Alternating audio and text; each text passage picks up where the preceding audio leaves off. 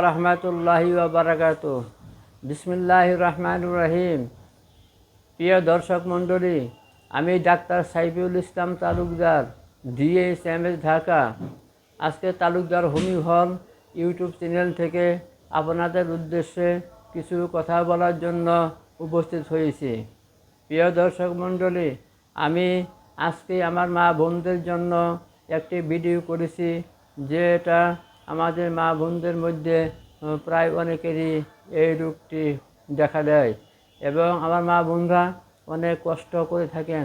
তাই আমি আজকে আমাদের মা বোনদের জন্য একটি ভিডিও করেছি, যাতে তারা ওষুধ সেবন করে সুস্থ থাকতে পারেন।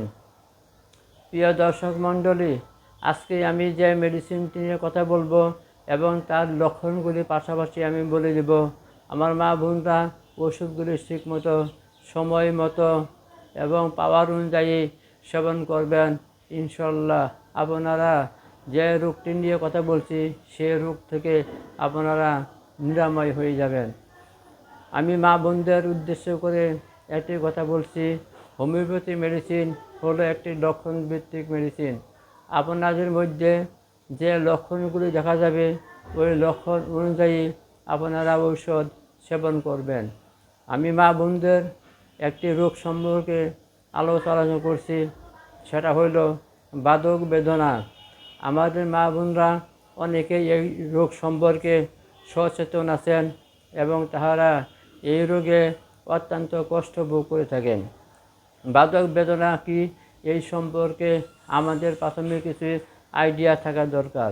তাই আমি বলছি, বাদক বেদনা এই রোগটি আমাদের মা বোনদের একটি কষ্টদায়ক পীড়া। সাধারণত ঋতুর যুগেই এই পীড়াটি হয়ে থাকে। বাদক বেদনার বিভিন্ন উপসর্গ থাকে। উপসর্গ বুঝে সঠিক ঔষধ সেবন করলে পীড়াটি সহজেই নিরাময় হয়ে যায়। আমি উপসর্গ বা লক্ষণ অনুযায়ী কয়েকটি মেডিসিন সম্পর্কে বলছি। আপনারা আমার ভিডিওটি ভালোভাবে দেখবেন এবং শ্রবণ করবেন এবং ওষুধগুলি মনে রাখবেন। আমি মা বোনদের উদ্দেশ্য করে বলছি, আমাদের মা বোনদের মধ্যে যদি দেখা যায় কোনো মা বোনদের মাসিকের সময় চাপ রক্ত যায়, রক্ত পরিমাণে চাকা এবং রং হবে কালো এবং তলা পেটে অধিক বেদনা থাকে, তাহলে কোফিয়া 6 পাওয়ার অথবা 30 পাওয়ার ওষুধটি 2-3 ফোঁটা করে দিনে 2 বার 3 দিন সেবন করবেন। আমি আবার বলছি, তাহলে কোফিয়া মেডিসিনটি 6 পাওয়ার অথবা 30 পাওয়ার 2-3 ফোঁটা করে দিনে 2 বার 3 দিন সেবন করবেন আহারের পূর্বে। এরপর আপনারা 10 দিন কোনো ঔষধ সেবন করবেন না, ঔষধ সেবন করা বন্ধ করবেন। এরপর 10 দিন ঔষধ সেবন করার পর যদি ব্যথা থাকে, ব্যথা যদি সম্পূর্ণভাবে ভালো না হয়, তাহলে সম্পূর্ণভাবে ব্যথা কমার জন্য ক্যামোমিলা ওষুধটি 30 পাওয়ার 2-3 ফোঁটা করে 3 বা 2 দিন সেবন করবেন। ইনশাল্লাহ আপনি এই বাদক বেদনা থেকে অনেকটা রেহাই পাবেন। মা বোনদের দ্বিতীয় লক্ষণগুলির কথা বলছি। আমি যে দ্বিতীয় লক্ষণগুলি বলছি সেটা সুন্দরভাবে আপনারা শ্রবণ করেন। লক্ষণগুলি কি দেখা যাবে?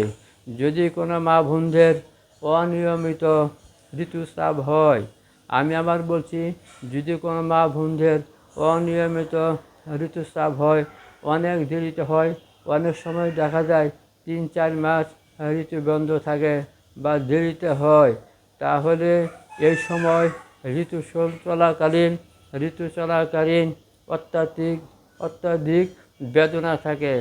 যদি কারো এই সাথে যদি অর্শ বা কোষ্ঠবদ্ধতা থাকে এবং মল ঠিকভাবে ক্লিয়ার হয় না, কোষ্ঠবদ্ধতা দেখা দেয়, তাহলে জনসিয়া ওষুকা মেডিসিনটি 6 পাওয়ার 2-3 ফোঁটা করে 4 থেকে 5 দিন 3 বার খাবার আগে সেবন করবেন।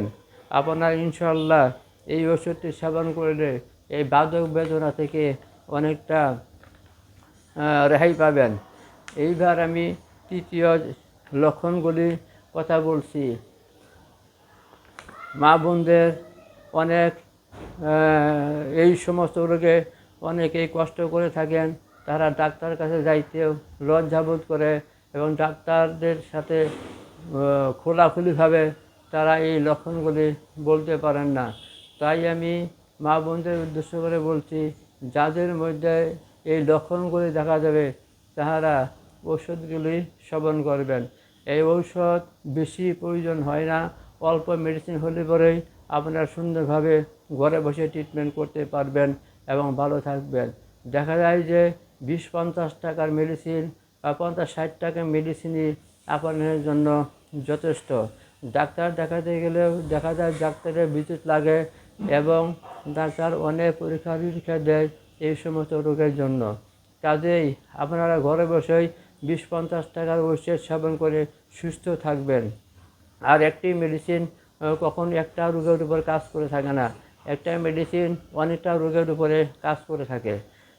মা বোনদের উদ্দেশ্য করে বলছি, 3 নাম্বার যে লক্ষণগুলি থাকবে, অনেক সময় দেখা যায় অনেকের মাসিক ঋতুস্রাব সম্পূর্ণভাবে বন্ধ থাকে এবং তাদের দেখা যায় রক্ত শূন্যতা থাকে, শরীরে রক্ত পরিমাণ কম থাকে, হিমোগ্লোবিনের পরিমাণ কম থাকে। তাই যাদের দেখা যায় যে মাসিক ঋতুস্রাব যদি সম্পূর্ণভাবে বন্ধ থাকে এবং শরীরে যদি রক্ত শূন্যতা থাকে, এই উপসর্গ যদি কোনো মা বোনদের মধ্যে দেখা যায়, তাহলে ফেরাম মিউর 200 মেডিসিনটি, আবার বলছি, ফেরাম মিউর 200 পাওয়ার ওষুধটি 2 ফোঁটা করে দিনে 2 বা 3 দিন সেবন করবেন। এরপর 10 দিন ঔষধ সেবন বন্ধ রাখবেন। 10 দিন পর একই নিয়মে আবার 2 দিন ঔষধ সেবন করবেন। আমি বলতে পারি, আমি আজকে যে 3টি মেডিসিন সম্পর্কে কথা বললাম বা 3টি লক্ষণ যেগুলি বলছি, এই লক্ষণ অনুযায়ী যদি আপনারা ঔষধ সেবন করেন তাহলে আপনারা অনেকটা ভালো থাকবেন। পরবর্তী ভিডিওর জন্য অপেক্ষা করুন। আমি পর্যায়ক্রমে আপনাদের উদ্দেশ্যে কিছু মেডিসিন বাছাই করেছি যেগুলি আপনাদের অনেকটা কাজে লাগবে। তাই আমি পরবর্তী ভিডিওটি দেখার জন্য আপনাদের আহ্বান করছি। আজকের মতো এখানেই বিদায় নিচ্ছি। আসসালামু আলাইকুম।